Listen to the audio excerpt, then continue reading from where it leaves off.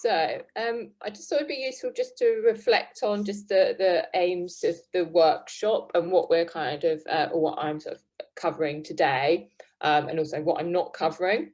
As Elaine mentioned, what I was planning to do is go through the slides and talk through the various areas first and then leave questions to the end. But also, as Elaine said, if you've got anything as we're going along, just please make a note of it in the chat room, and then we'll come back to that at the end and try and address those questions. And then if we can't address your questions in that, as Elaine mentioned, there's other avenues that we can explore as well, things like the one-to-one surgeries and then further workshops as well. So hopefully by the end of today you have got answers in some form or other to your questions. So the aim of today's workshop is to really sort of look at that kind of initial stages of you deciding and about funding, and whether it's actually right for you to go and approach funders and put in a funding application. So it's really that kind of trying to get you to think about what a funding application is and what it means to write a funding application. So it's looking at sort of deciding whether your project is fundable and whether an idea that you've got is something that could be taken forward within the funding application process, and whether there are funders out there who could support your idea. Understand the needs of applicant, and by this I mean sort of look at yourselves and understand what you are as an organisation and how you can really what place you need to be in to be able to make a funding application as well, because as you will probably understand, funding applications tend to be quite time consuming and are quite involved. So it's quite important to have a look about where you are at and whether you're in the right place to start that process as an organisation. Then moving on to looking at more about the needs of the funder, because that's the other sort of like side of the other side of the coin as such, is to see what funders want and what their guidance is and how you can understand what they actually want, because it's really important to put in an application against their guidance and what they're actually after for their funding and for how they're supporting you. And then I was going to move on to just a little bit in terms of how to write applications. I mean, the next workshop is looking at that in more detail, but it's just trying to understand the difference between outcomes and outputs, because they're really important to writing a funding application and even thinking about a funding application as well. So I was just going to, and I'll be touching on that through the presentation as well. And then how to tell your story clearly, again just touching on this because again it's something you need to start thinking about quite early on, because you need a clear idea about what your project is about, and that you can tell this clearly and in an understandable way to a funder as well. So it's just starting to touch on those aspects of writing the application, because they're really important to that first sort of process and sort of thinking about writing a funding application.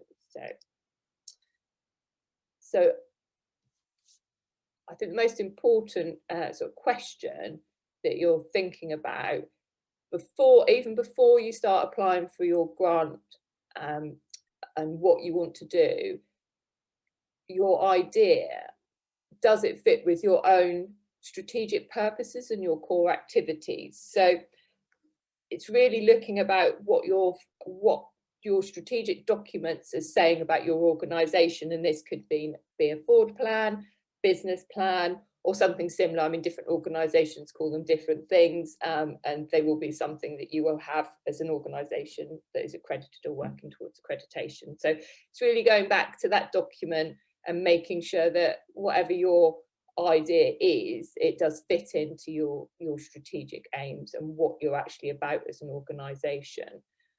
So this goes back to that whole idea about why you're actually applying it. So it should be something that your organisation wants, and that the reason that you're doing it is for the project, not that there's a bit of funding out there for you to apply to, but it should be led by your needs, what your strategic purposes are, what your core activities are, and not from what the funders' needs are. So although we're going to look at what the funders' needs are, and that it's really important that you write applications to meet those funders' needs, it's the reason you should be applying is about why you want to do it and what your ideas are, and whether that project is something that is fitting into your strategic planning processes.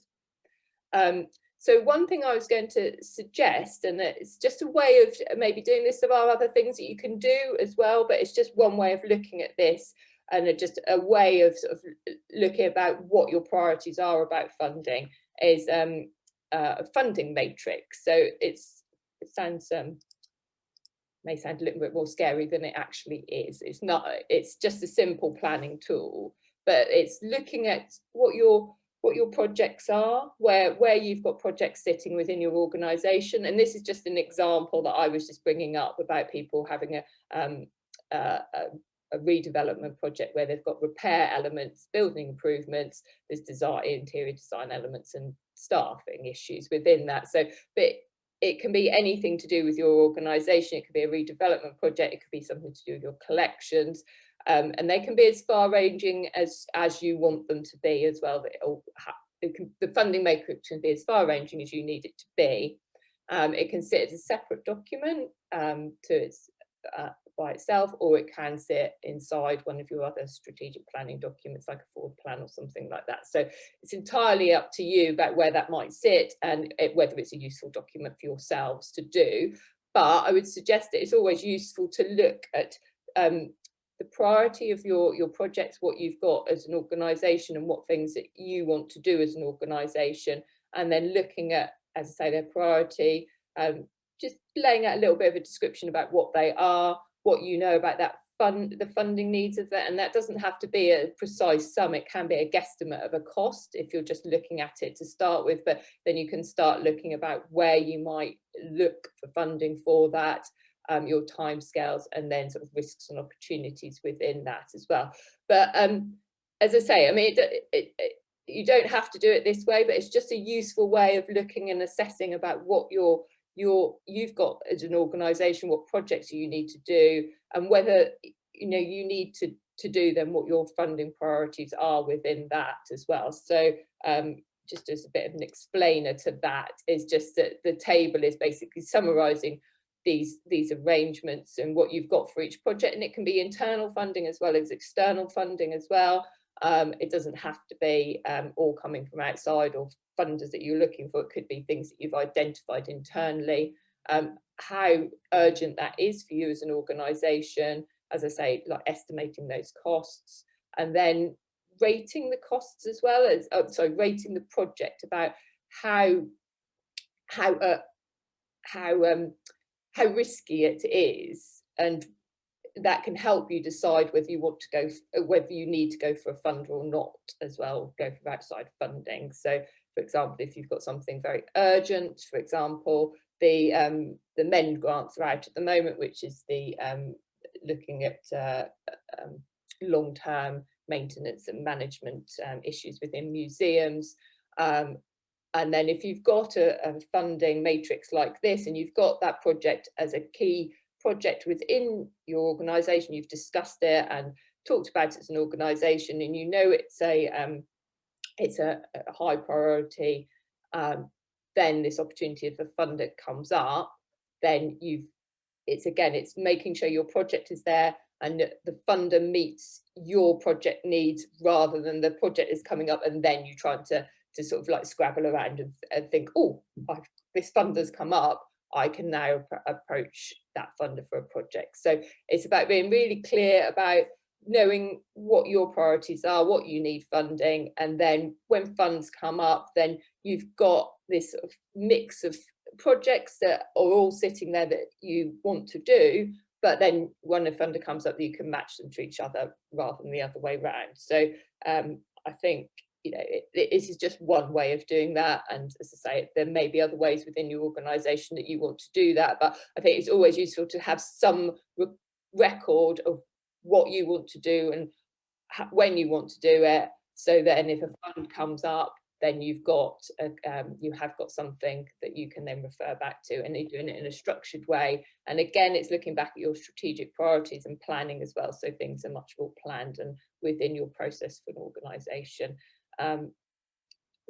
Unfortunately, a lot of funders do see projects come through that aren't well thought through, and then they fail because they're not well thought through. Organisations haven't thought clearly about why they want to do them and why they're a priority for them and where they fit into their strategic planning as well. So it's really important when you're looking at the guidance, then you have taken those decisions and you've done that work beforehand as well. So that, as I say, that's just one way of doing that. But and then if you've got any questions about that at the end, let me know and I can have a chat through that in more detail if you wanted to.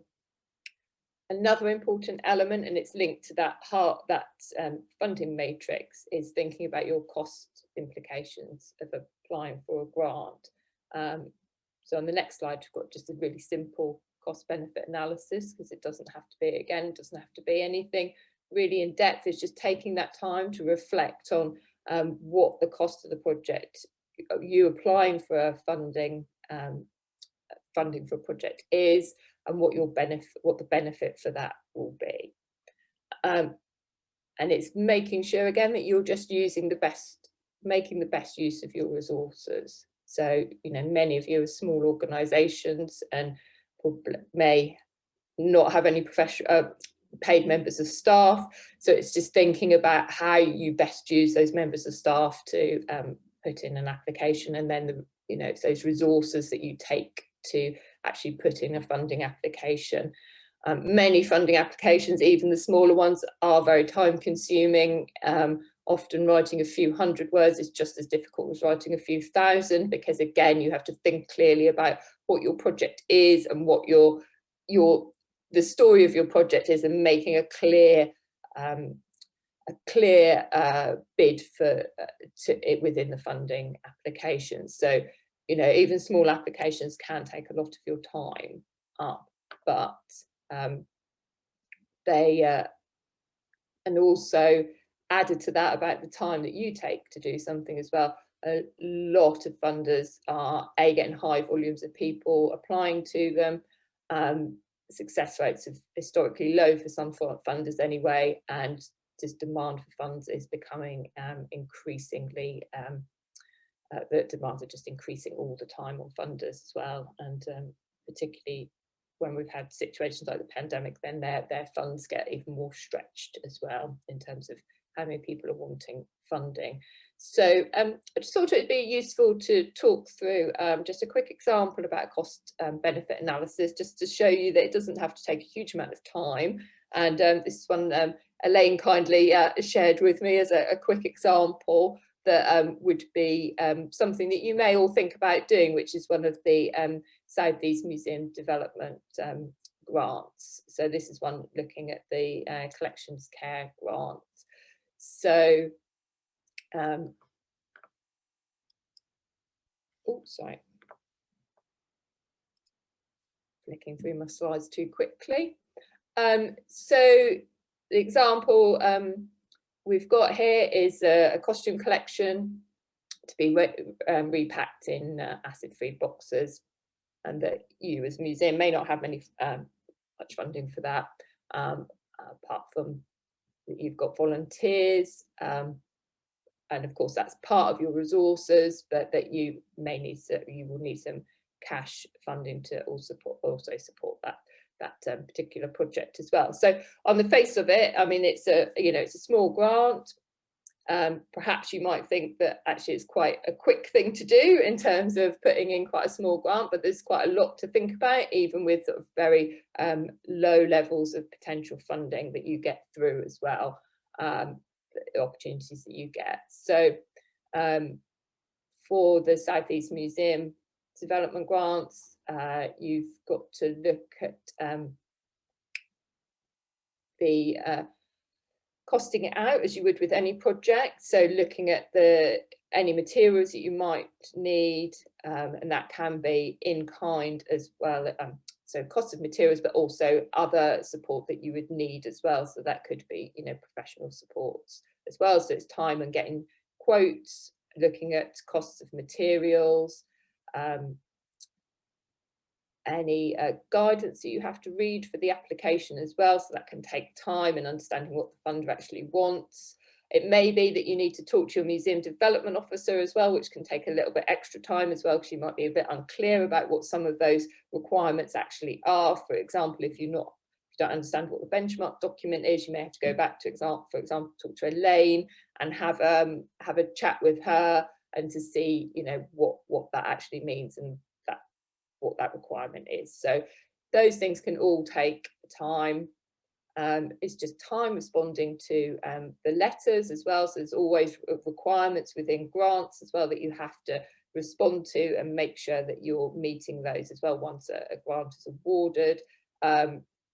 Many grants, you have to be on their system to be able to even apply in the first place as well. So for example, with Grantium, which is the Arts Council system, that takes some time that you have to sign up for it. You have to then be, you have to get verified, and then you have to get the email back and then sign in again. So it's just all these things take time and add up to, you know, is this something you actually have got the time to do, and thinking about the benefit of it from at the end of it as well. So then just some other examples of things as well, just after you've received the grant as well. There's often requirements that that you have to submit information afterwards as well. In this case, it's a case study form, and then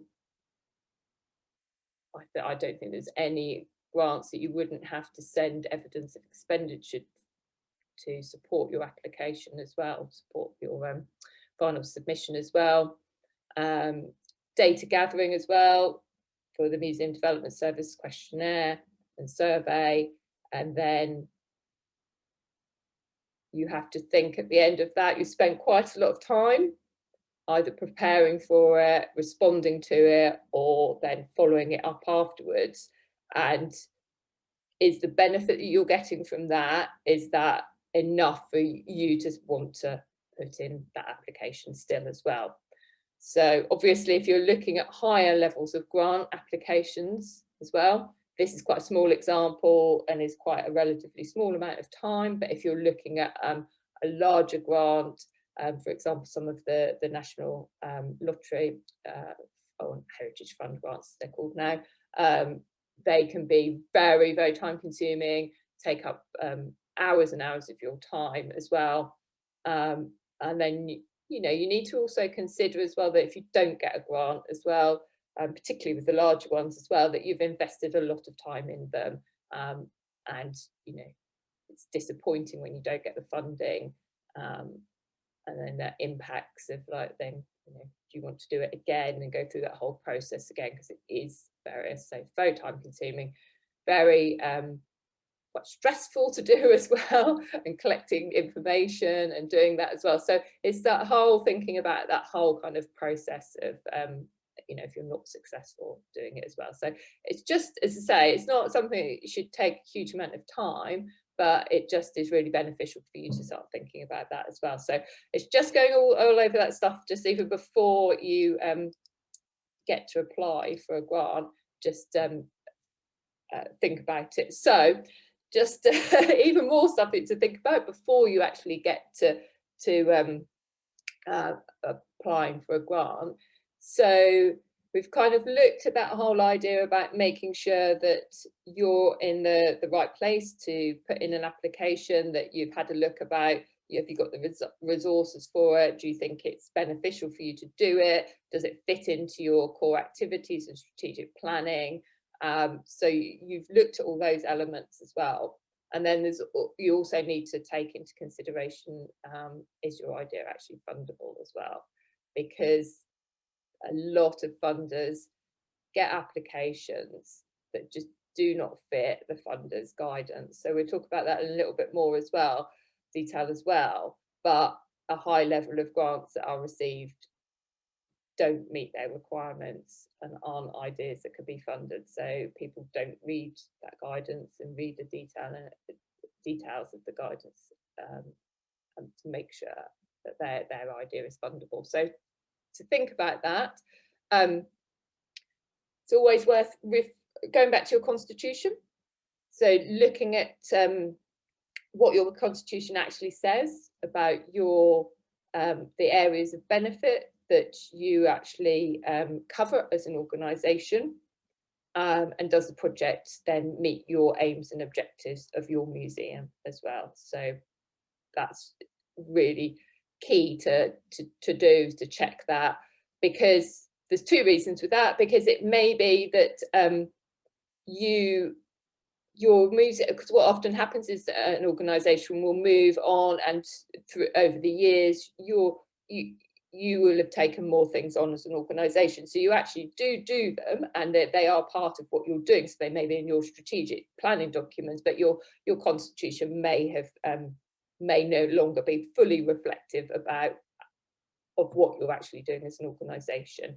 So if you take the time to check that, because funders still then check back on your constitution and make sure that what you're applying for does actually meet that, you may need to spend some time changing your governing document. So that is always worth considering as well. So it's almost like doing these health checks before you actually apply for an application and apply for a funder. There's actually quite a lot that you need to actually sort of just make sure that your organisation is in the right place to do it, and that as well as your idea being fundable, just making sure that you can actually get the funds for it as well, and that you're not rejected on something that is within your constitution because that doesn't meet what you're actually funding, you're actually applying for the funder for as well. So it's just trying to improve your success rates before you even get to funding and putting an application in. So really important, and I keep saying this, is be clear about what your project is. If you're not clear about your project, then it's really hard for the funder to understand what your project is. So I've been involved in a project recently where I've spoken to the person on 4 or 5 occasions, and I was still struggling to understand what their project was. They were not explaining it to me clearly. So if they can't explain it to me clearly, then it's difficult for them to write it down in an application form and be clear to the funder about what it was as well. So what actually turned the corner for me on that was that they had actually had another funding application, which their funding fitted completely. It was a very good fit for the funder. They'd done that, but they explained it in a different way because this funder needed it. They explained in a different way, and then it became clear about what they wanted funded.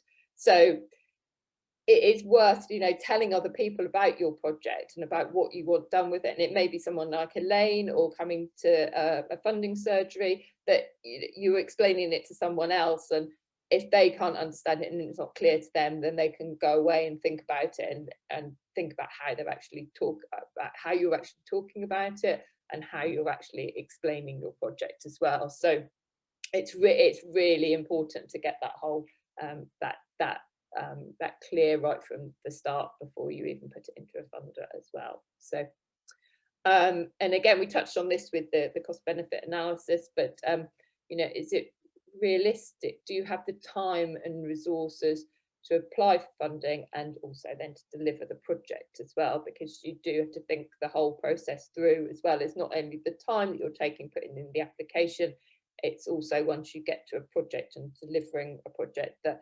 they are very time consuming quite often as well. And then it's going back to looking at that funding matrix and then looking at your core objectives. Do those things fit into what you're doing, and is it a valuable use of your time and resources to be doing those things, and will it take your organisation forward and hit your strategic policies and priorities? So again, it's just thinking about your project in the round of your organisation.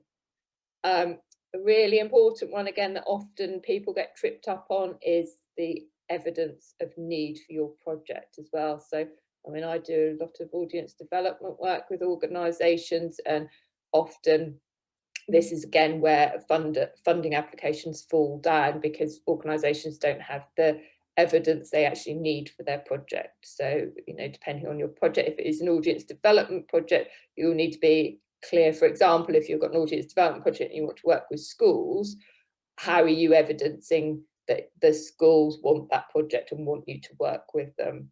Have you got feedback from the schools that showing that there is a demand for it, that, you know, you've done some survey work with them, that they're coming back to you and saying that they would like you to do a Roman project looking at how that meets the curriculum and how they can deliver maybe a local history focus as well. So it's just evidencing that in terms of very clear evidence that people are responding to you and saying that this is something that they want and that there's a need for it from your local constituent, whatever that may be, whether it's a school, family groups, and again, being really clear about your audience type, about what you want there.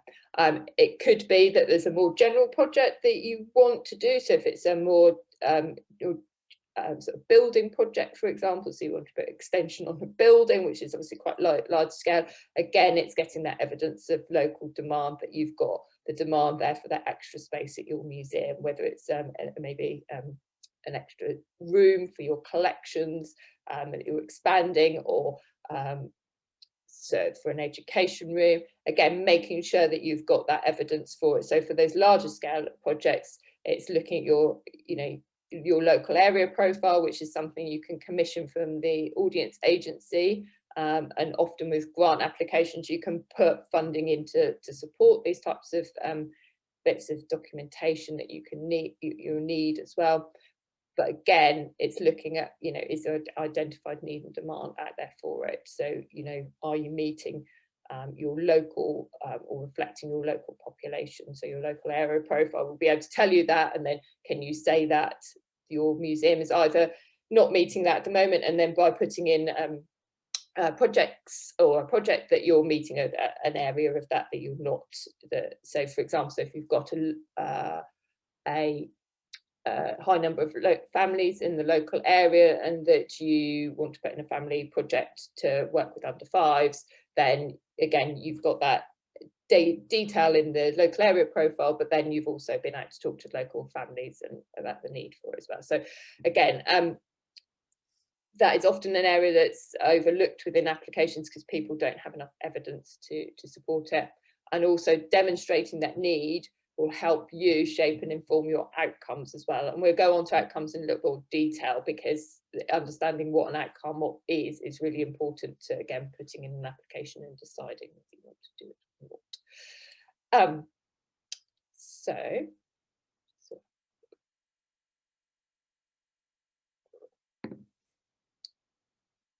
in terms of moving on to what the actual funders want, so I've tried to sort of talk a little bit about, you know, what you need to do as an organisation and where you need to get to as an organisation. But obviously the other side of the coin is funders always have guidance and criteria that you need to meet. And as I said before, they receive a lot of applications from people that don't actually meet their funding criteria and guidance. So often people will get a rejection quite quickly because they simply haven't met the funding criteria and guidance, and people haven't read it sufficiently in sufficient detail to make sure that they're applying, and what the information they're giving the funder is against that guidance, and that they're not just putting in an application because they want to put in and fund a project. They need to actually clearly meet what the funders' criteria are. So as I said before, you can always call or contact a funder if you're not clear about something that's in their guidance. It's better to do that rather than not, because if you don't check and then you put something that doesn't meet their guidance, then it will come back to you as a failure. As I said before, you can always talk to your museum development officer, or, you know, come to and book into a surgery, or actually talk to the funder directly as well. So some funders, like the National Lottery Heritage Fund, have, depending on the level of funding that you're after, they have various different expression of interest forms and ways of you asking whether you can actually apply for a fund as well. So you do need to check on there, if you're looking at the lottery, you do need to check their specific guidance against their specific tiers of funding. Basically, the higher up you go, the more detail is needed, and then at the higher levels you actually have to put what they call an expression of interest in and get that back again as then to pass into the stages of the application. But they can be very different, so just be very careful about what those processes are. It's always useful to have a look about what their recent awards have been as well, because that will give you an idea about how much they're giving out as funds. So it may say that they give up to or between £1,000 and £2,000, and actually a majority of their grants they're giving out for £1,000. So actually you're better off then going for a £1,000 grant rather than a £2,000 grant, even though they say they can fund up to that, because you might have more of a likelihood of getting the funding then, and also just being clear about what types of grants what within their funding criteria they're actually giving out grants for. So I was talking to an organisation recently who came to talk to me about a funder that I didn't really know very much about, and we were having a discussion around amounts of funding that they could apply to this funder, and this is one of the things that we discussed, was looking at how much they'd funded other projects for and exactly what they'd funded, because their guidance was actually quite broad in terms of what that you could potentially go to them for. So if funders' guidance is a little bit more is a bit wider and isn't as precise, so some are very precise in what they're giving their guidance and criteria for, and some are a little bit more open to interpretation. It's then really useful to go and look at what they've funded and how they've funded it, as well as talk to them as well. So that was a piece of advice, and actually we changed the application a little bit because of because they went and had a look, came back and said this is what's funded, and that influenced the way she wrote her application, funding application. So it's really useful. I don't know if she's got the funding yet or not, so we'll have to wait and see whether that actually works. Also, equally as important as about what they do fund is what they don't fund as well. So it's really important to look at exclusions and about, you know, whether your governance model fits in with what they will fund as well, because there are a variety of different funding governance models for museums. So it may be you do need to check that. You need to check about things like VAT, about what they will fund in VAT or not.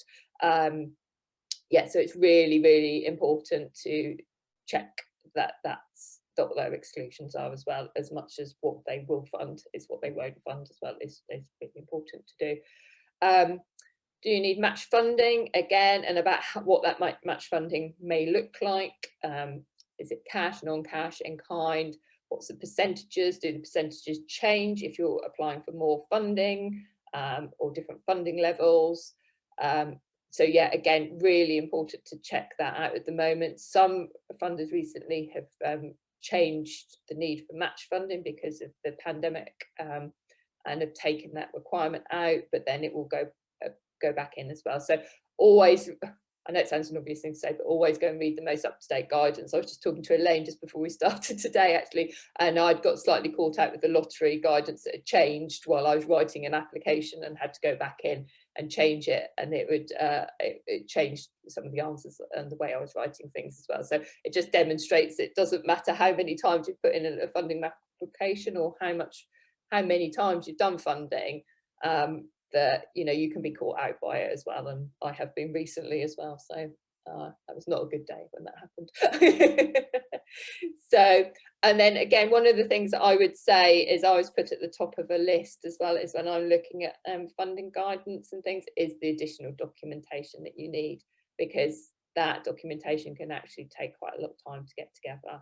And I would always say, you know, make sure that you're looking about what additional documents you need, and what they are, So for example, with the Heritage Fund, you can attach up to 6 letters of support to an application. So, you know, as well as thinking carefully about who you approach to write those letters of support, it can obviously take quite some time to get those letters of support from people as well, because you know, you obviously need to give people time to think about what they're going to write, and you know, to give them time to write it as well. So just always give yourself time to do that as well. So so as I say, that is more that sort of first section was much more about kind of thinking about what your project is, how it fits in with your organisation's strategic outcomes and sort of purposes, and then what that fund is, that project fundable from a funder's point of view, and thinking about and being clear about how you or making sure that you're clear about what the funder's guidance is and about how you're doing that. So, but I just thought it'd be useful also to touch on what the difference is between outcomes and outputs, because this is something that comes up a lot in funding applications and having to write your project as well. And also because it does, as I say, link back to your the evidence of need as well. So obviously evidence of need and what you're hoping to get out of your project are very closely interlinked with each other as well. So I mean, this is just a definition from the National Lottery Heritage Fund, which I thought was just quite well, it's actually quite a couple of fun ones to look at in terms of just maybe getting it into your head about what those what an outcome and what an output actually means. So yeah, so in turn, I always go for a cooking one. Always food is one of my favourite things. So so in terms of the output, it is the food that you've got in front of you, but actually the outcome is that, you know, someone's obviously satisfied that they've eaten the food and that they're feeling that they've you know, that they've had a good meal because they're full. So it is really thinking about, you know, the difference between the two, because you will often be asked by a funder to look at what your outputs are and what your outcomes will be as well. So it's really useful to think about, when you're thinking about a project, think about your outcomes and outputs, because they also help you tell people about your project and what your project is about and what the story of your project is. So again, it helps with that as well. So that's just a couple of, and also because you'll have the slides as well, so you'll be able to refer back to those as well. And then the other thing I just wanted to touch on as well is just this whole idea about, as I said, about being clear about what your project is about and being able to tell a funder why you need your project funded and why it's really important to do so as well. So again, I think it's worth, as I say, thinking about this early on and talking to other people about your project and refining about how you talk about it, and that, you know, getting other people to understand what your project is and what you're planning to do about it. And quite a useful checklist is the sort of who, what, where, when, how. And it's, you know, it's quite a commonly used way of framing thinking about a project. So even if you haven't got a funder that you're specifically looking at, even if you're at those planning stages of, you know, talking about your project internally, it's useful to use this as a checklist to just write sort of précis about your project. And that stands you in quite good stead, because it gets you to think about those sort of stages of your project and about what your project is actually trying to achieve. So again, you're going back to your outcomes and what will it achieve. Again, looking at things like how you will measure its success, because a lot of funders will ask for an evaluation report and for you to carry out monitoring and evaluation during your project as well. So it may be something that is quite low key, or it could be something that's much more involved. So that's largely dependent upon the size of your project.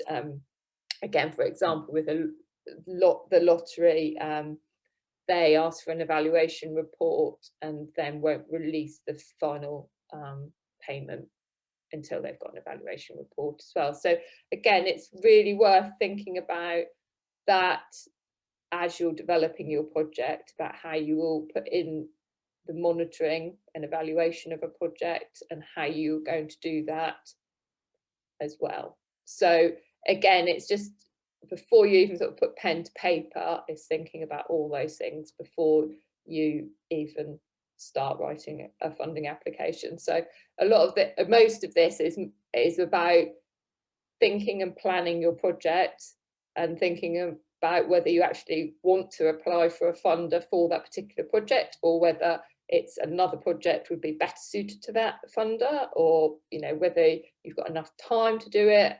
Taking all those things on board, having discussions, honest discussions internally about that, and then then it gets to the next stage, which is the next, as we were saying, this is the next workshops about text writing and actually writing your application. But yeah, it's really worth spending that time thinking about it beforehand, because then you've got more chance of successful project and successful funding application as well, if you've done those steps and actually looked at it in some detail as well. So this is just just summary, just to reiterate what I was saying. It's just it's being clear and easy to understand. I think some people fall into a trap as well, think you have to be really complicated about how you explain a project to a funder, but they're not expecting that. They're expecting to see something that they can clearly understand what you want and how you want to do it, how much you want to spend on it, how you're going to evaluate it. And they're more than likely not in a position where they understand your project or know you very well. So you just need to explain it to them very clearly. And as I keep saying, it's always good to have somebody else as a sort of friendly ear to talk to about your project, read over an application as well when you're finished, and someone who's not too close to your project.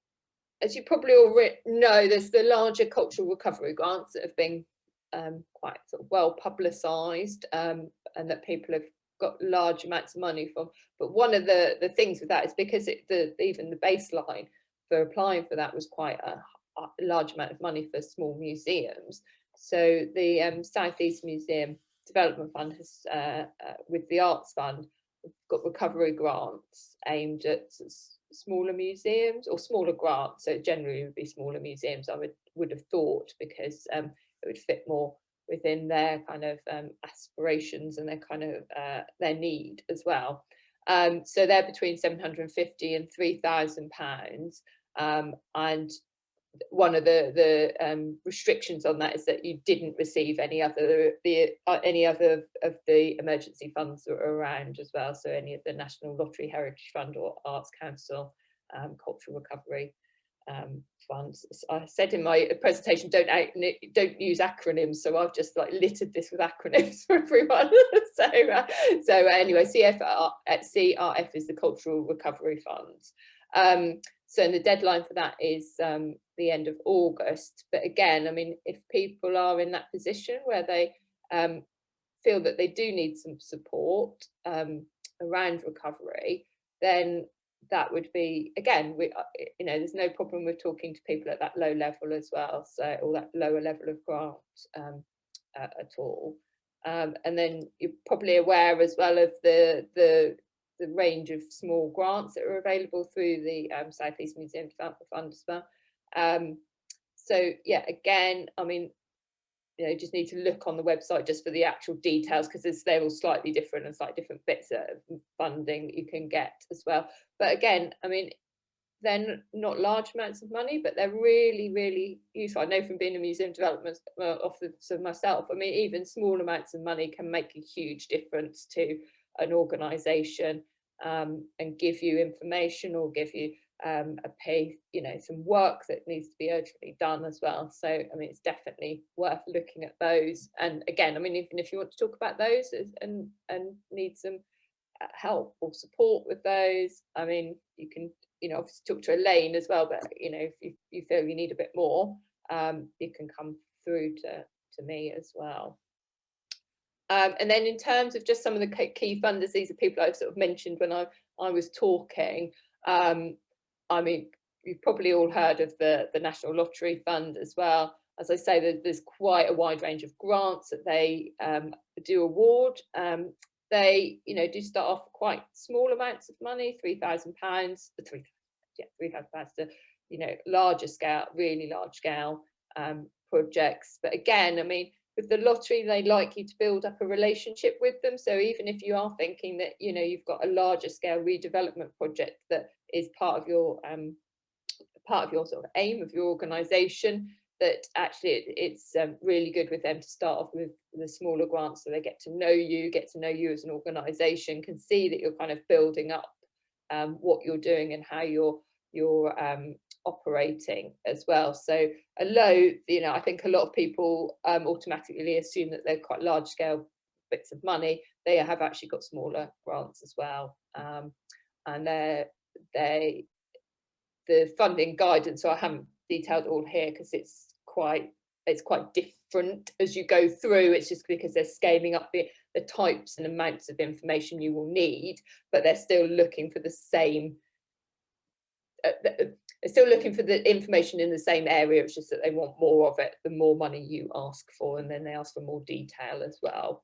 The Arts Council, they have their national lottery, the project grants programme, and again, I mean, they're smaller amounts of money that are available, up to larger scale projects as well. They're always looking for museum funding, to fund museum projects, sorry, because historically they get less from museums. So again, it's worth considering them if you're looking at projects as well.